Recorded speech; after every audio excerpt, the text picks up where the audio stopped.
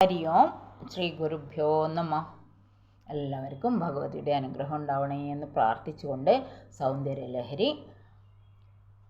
ഹരി ശ്രീ ഗണപതേ നമ. അവിഘ്നമസ്തു. ശ്രീ ഗുരുഭ്യോ നമ. സദാശിവസമാരംഭാം ശങ്കരാചാര്യമധ്യമാം അസ്മദാചാര്യപര്യന്താം വന്ദേ ഗുരുപരമ്പരാം. സൗന്ദര്യലഹരി മംഗളാചരണം. സൗന്ദര്യലഹരീ കർത്രേ സർവമംഗളദായിനേ ശങ്കരാചാര്യവർയായ യതിരാജായതേ നമഃ. ഓം ശ്രീ മഹാത്രിപുരസുന്ദരേ നമഃ. സൗന്ദര്യലഹരി ശ്ലോകം 59 ചൊല്ലാം. സ്ഫുരദ്ദണ്ഡാഭോഗപ്രതിഫലിതതാടങ്കയുഗളം ചതുശ്ചക്രം മന്യേ തവ മുഖമിദം മന്മഥരഥം യമാരുഹ്യ ദ്രുഹ്യത്യവനിരഥമാർക്കേന്ദുചരണം മഹാവീരോമാര പ്രമഥപദേ സഞ്ജിതവദേ. സ്ഫുരദ്ഗണ്ഡാഭോഗപ്രതിഫലിത താടങ്കയുഗളം ഒറ്റ പദമാണ്. ചതുഹു ചക്രം മന്യേ തവ മുഖം ഇദം മന്മഥരഥം യം ആരുഹ്യ ദ്രുഹതി അവനിരഥം അർക്കേന്ദുചരണം മഹാവീരോമാര പ്രമഥപദേ സഞ്ജിതവദേ.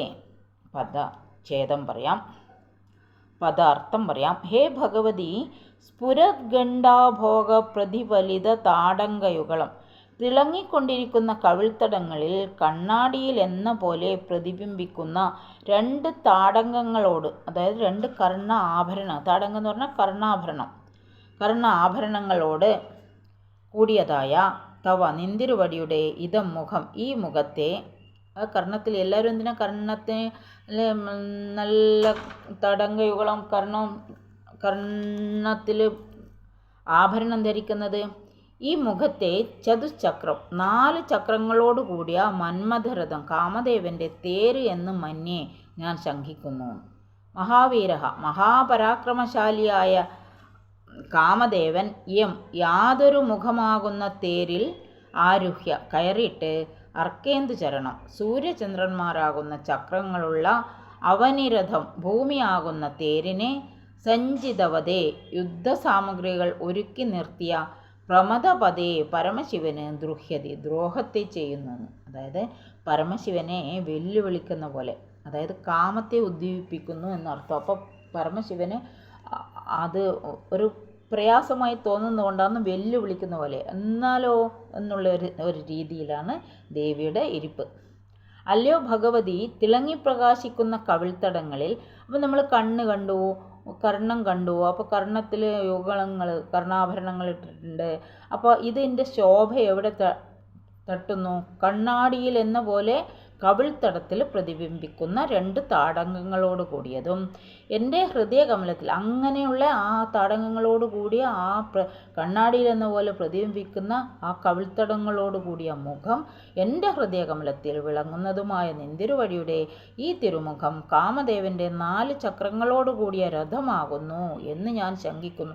എല്ലാം ശങ്കിക്കുന്നതാണ് ഭഗവത്പാദർ പറയുന്നത്. ഈ തിരുമുഖമാകുന്ന തേരിൽ കയറിയിട്ട് മഹാവീരനായ കാമദേവൻ ചന്ദ്രസൂര്യന്മാരാകുന്ന 2 ചക്രങ്ങളോട് കൂടിയ ഭൂമിയാകുന്ന തേര്. അപ്പോൾ തേരിന് 2 ചക്രങ്ങളുണ്ടാവും, ചിലപ്പോൾ 4 ചക്രങ്ങളും ഉണ്ടാവും. ഇതിന് 2 ചക്രം, അതായത് സൂര്യചന്ദ്രന്മാർ. ഭൂമിയാകുന്നതാണ് തേര്. അതിൽ ആരാ ഇരിക്കുന്നത്? മന്മഥനായ കാമദേവൻ ഇരിക്കുന്നതെന്ന് ശങ്കിക്കുന്നു എന്നാണ് പറയുന്നത്. ചക്രങ്ങളോട് കൂടിയ ഭൂമിയാകുന്ന തേര് എന്താകുന്നു? യുദ്ധത്തിനൊരുക്കി നിർത്തിയ പരമശിവനെ ദ്രോഹിക്കുന്നു. അപ്പോൾ യുദ്ധത്തിനൊരുക്കി നിർത്തിയ മാതിരിയാണ് ഉള്ളത്. അതിൻ്റെ അകത്ത് കാമദേവൻ ഇരിക്കുന്നത് കൊണ്ട് പരമശിവന് ആ കാമം ജനിപ്പിക്കുവാൻ വേണ്ടിയുള്ളതാണോ എന്ന് തോന്നിക്കുമാറാണ് എന്ന് പറയുന്നു. അപ്പോൾ ഭഗവതിയുടെ ചെവി കർണകുണ്ടലങ്ങളെയും ഇവിടെ വർണ്ണിച്ചു. അപ്പോൾ ഭഗവാനെ ദീപ്തമാക്കുന്ന ഭഗവതിയുടെ മുഖം ആണ് ഇവിടെ വർണ്ണിക്കുന്നത്. ഹരി ഓം ശ്രീ ഗുരുഭ്യോ നമ. കായേന വാചാ മനസേന്ദ്രിയർവ്യാം ബുദ്ധ്യാത്മനാ വാം പ്രകൃതേ സ്വഭാവാൻ കരോമി അദ്യ സകലം പരസ്മൈ നാരായണായേതി സമർപ്പയാമി. ശ്രീമന്നാരായണായേതി സമർപ്പയാമി. ഓം ശ്രീ മഹാദേവ്യേ നമഃ. സർവത്ര ദേവീ നാമസങ്കീർത്തനം. ശ്രീ മഹാദേവ്യേ നമഃ. ഹരി ഓം. ശ്രീ ഗുരുഭ്യോ നമഃ. ഹരി ഓം.